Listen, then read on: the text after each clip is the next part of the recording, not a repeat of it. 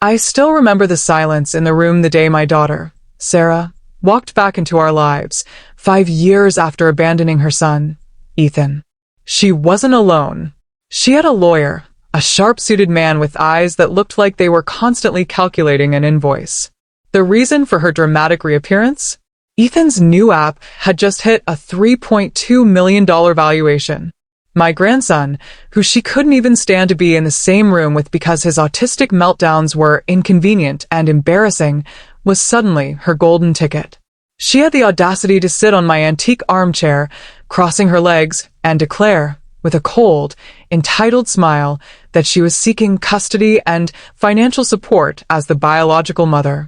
Tell me, was I wrong for the gut-wrenching, soul-deep desire I had in that moment to throw her and that vulture of a lawyer out onto the street? Was I wrong for refusing to let this callous, selfish woman near the brilliant, sensitive boy she had thrown away like trash? The story of Ethan begins long before the millions, long before the lawyer, and certainly long before Sarah's betrayal. Ethan is my grandson, my daughter's only child, and from the moment he was born, he was the light of my life. He was diagnosed with severe autism spectrum disorder, nonverbal at the time, when he was 3. This is where Sarah's patience, or lack thereof, began to fray. My husband, bless his soul, and I had always been very hands-on grandparents, but as Ethan grew, his needs became more challenging. The sensory overload, the intense focus on specific, niche topics, the sudden, overwhelming meltdowns, it was a lot. For us, it was a challenge we met with love and research. For Sarah, it quickly became an intolerable inconvenience. She was a woman obsessed with appearances, with having the perfect life, the perfect house, the perfect career, and an autistic child who spun in circles and had screaming fits in the middle of Target did not fit her aesthetic. I remember her telling me once, not in a moment of distress, but in a moment of cold, calculating clarity, "Mom, he's ruining my life. I can't even have people over because of the noise. I can't travel. I can't be me." The sheer selfishness of the statement was a warning sign I didn't fully heed at the time. The final straw came when Ethan was 10. He had a particularly bad episode at a family dinner. A well-meaning relative had moved his favorite blue cup, and the resulting chaos was intense. Sarah completely lost it. She didn't comfort him. She screamed at him to just stop, dragging him by the arm into his room and slamming the door. My husband and I intervened, of course. We sat her down later and tried, for the 100th time, to explain that he wasn't doing this to her. He was struggling with a disorder. The next morning she was gone. Just a short, printed note on the kitchen counter. "I'm leaving. I can't do this anymore. You're better equipped to handle him. I'll call." She didn't call. Not for a birthday, not for Christmas, not for a single check-in on the child she had given birth to. She blocked our numbers, changed her email, and moved to another state to pursue her unfettered life and career in marketing. My husband and I immediately filed for, and were granted, full legal guardianship. Ethan never asked about her. I think on some level he knew. He knew he was finally in a safe place, free from the constant judgment and stress she created. The years that followed were dedicated to Ethan. We didn't try to change him. We learned to understand his world. His intense focus was always on patterns, numbers, and surprisingly, the logic and structure of computer coding. When he was 12, he started communicating almost exclusively through text-to-speech software and, later, through lines of code. He didn't connect with people, but he connected with algorithms. His passion was for organization and eliminating inefficiencies. He hated when I struggled to find things, so he started building a digital catalog of everything in our house. That simple idea, a passion for extreme, logical organization, evolved. By the time he was 15, Ethan had built a proof of concept for an app he called Synapse.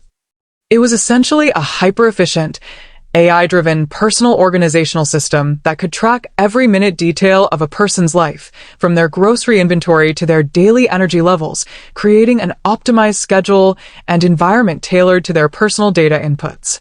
It was revolutionary because it wasn't just a calendar. It learned your patterns and predicted your needs. Ethan wasn't interested in the business side. He was just interested in the perfect code. My husband, who had a background in finance before retiring, took the business plan to a few local venture capital firms almost as a joke. The joke ended with 3 different firms offering seed money. The final valuation of the company, with Ethan listed as the sole inventor and majority shareholder, came in at $3.2 million, a figure that just stunned us into silence. It wasn't about the money for us. It was about the validation for Ethan. His world, his genius, had been recognized. The story of the teenage autistic genius coder went viral in the tech world. That's the situation I was in. I had poured my heart, my time, and every single ounce of my emotional energy into this boy, protecting him from a world that didn't understand him, including his own mother. She had chosen a life of freedom over her son. Now, because of a monetary value she saw in a news article, she felt she was entitled to stroll back in and claim her share. I had to decide, do I protect Ethan from the emotional trauma of seeing his abuser, the woman who rejected him, and face a brutal, expensive custody battle? Or do I try to reason with her, risking the millions that could secure Ethan's future in the highly specialized, structured environment he needs?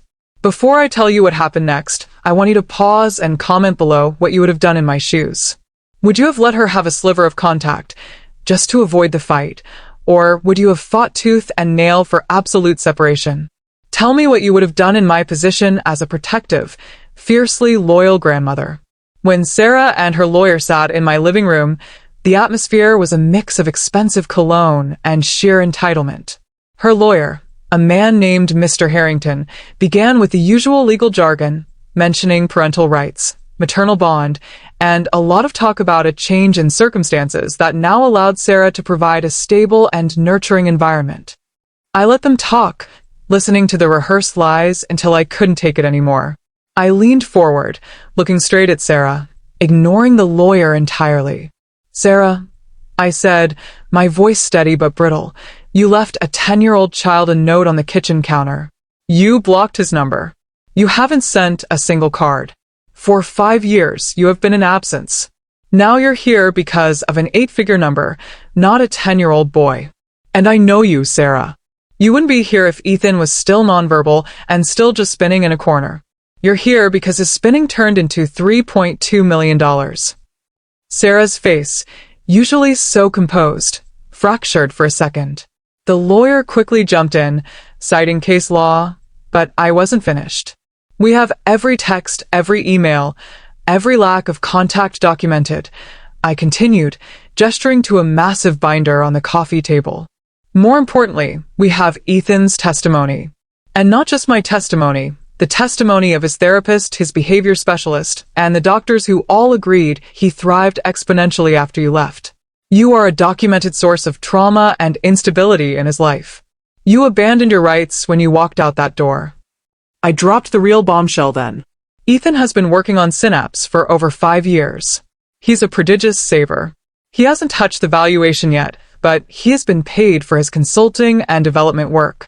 It's a significant amount. And per the terms of our guardianship, all of his personal savings are in irrevocable trust, protected from his parents, protected from the company's liabilities, and protected from frivolous lawsuits. That trust stipulates that the only people who can access any of it before he turns 25 are the legal guardians, my husband and me. The company has also structured itself so that his dividends are paid directly to the trust. If you think you're going to get a slice, you're not. You're 5 years too late, and every single legal document is on our side. The color drained from Sarah's face. Mr. Harrington, ever the professional, tried to pivot, suggesting a mediated visitation schedule. I simply shook my head. You don't get a mediated relationship with a trauma victim, Mr. Harrington. You get nothing. We will fight this. We have the emotional testimony, the medical records, and the financial means to keep you tied up in court for years. We will ask for a restraining order to protect Ethan's mental health. And every time the judge reads the note you left, every time they hear the testimony of how you abandoned a child with a severe disability, your precious reputation will be further shredded.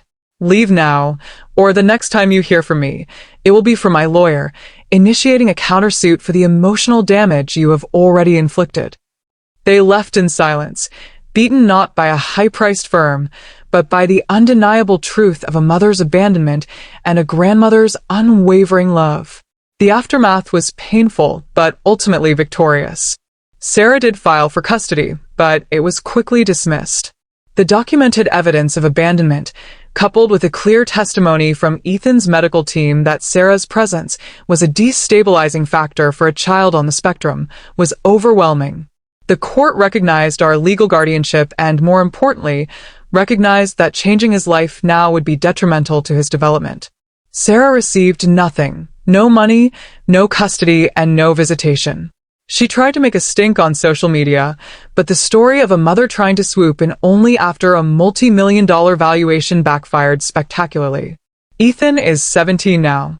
He continues to code, constantly improving Synapse, which is now on track for an IPO.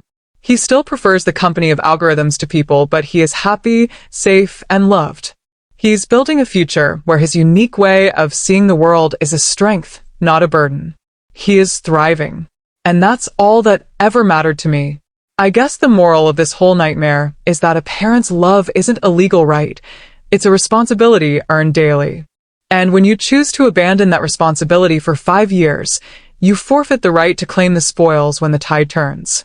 Life is not a lottery where you can draw your ticket only when it's a winner.